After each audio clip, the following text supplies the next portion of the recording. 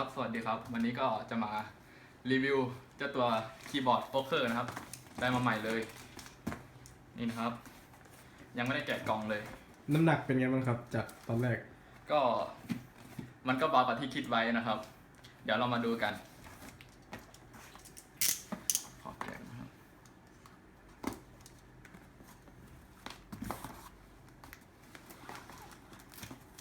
แกะไงครับ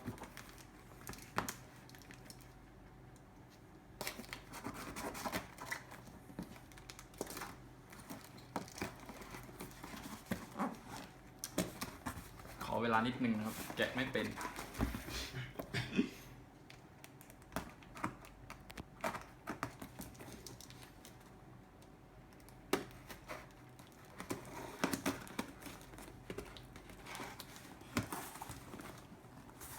กล่องนี่เขาแพ็คยังไงเนี่ยเปิดด้านเดียวก็พอมั้ง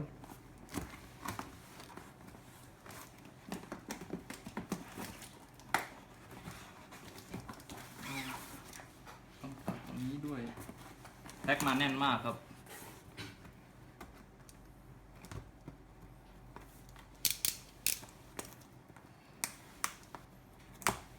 โอ้แน่จริง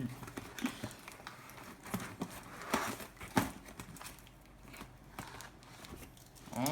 แพ็คนี้นี่เอง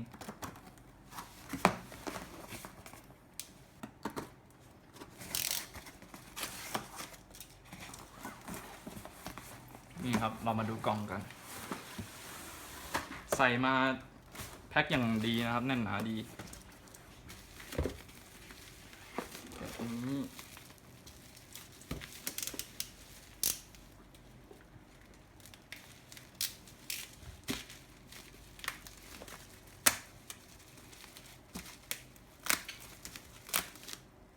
มีกัน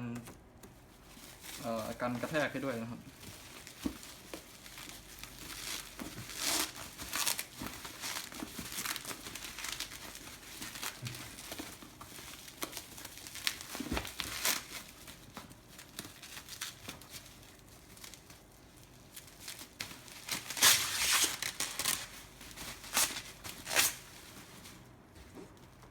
นี่นะครับ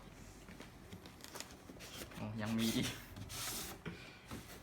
โอ้กล่องเรียบสวยดี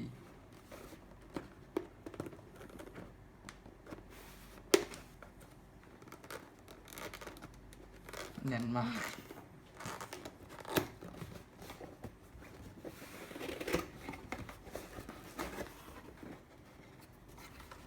นี่ครับข้างใน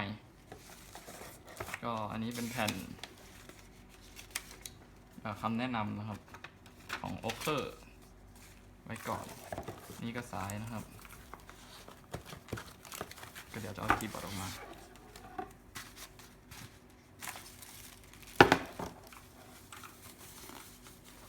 สีชมพูอันนี้เป็นบูสวิตนะครับเดี๋ยวเราจะมาลองเปิดไฟกันดู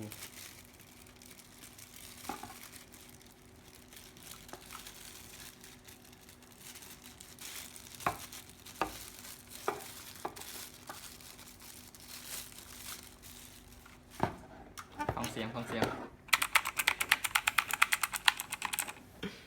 นี่ครับบูสวิตนี่อันนี้เป็นของผมมองไม่ค่อยเห็นนะครับเดี๋ยวบอกอีกทีนึงครับเป็นของอะไรมองไม่ค่อยเห็นมาลองไฟกันดีกว่าครับ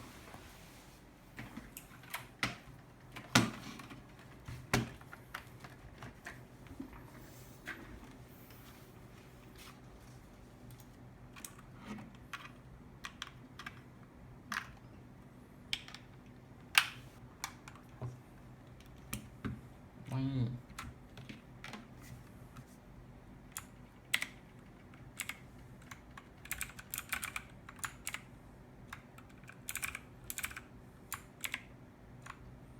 อันนี้คือ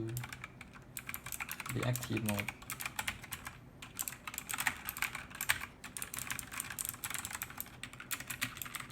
โอเคครับออกครบ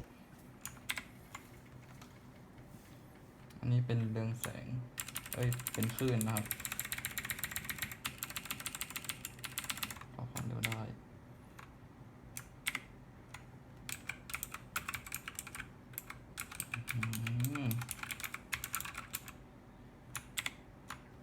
อันนี้คือปิด